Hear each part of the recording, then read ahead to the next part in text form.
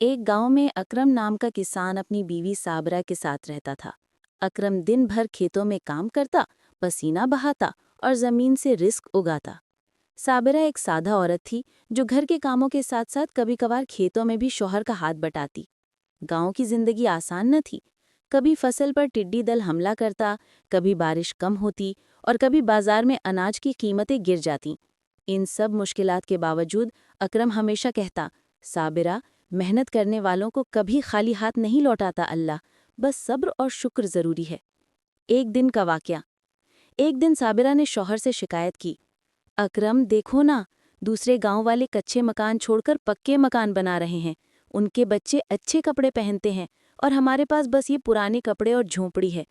कब तक हम यूं रहेंगे? अकरम ने नर्म लहजे में कहा, बीवी, खुशी ईंट पत्थर के मकान में नहीं, दिल की कनात में है। अगर हम आज दूसरों से हसद करेंगे तो शुक्र कभी ना कर सकेंगे।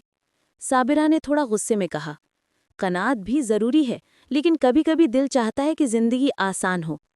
अकरम खामोश रहा, लेकिन दिल ही दिल में दुआ की, या अल्लाह, मेरी बीवी को सब्र अता फरमा।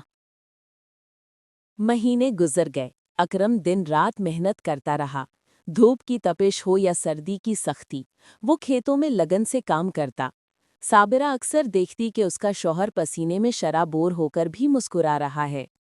एक दिन बारिश वक्त पर हुई, जमीन सरसब्ज हुई और फसल बहुत अच्छी निकली। अकरम ने कहा, साबिरा, देखो अल्लाह ने हमारी मेहनत ज़ाया नहीं की, अब तुम्हारा दिल भी खुश हो जाना चाहिए।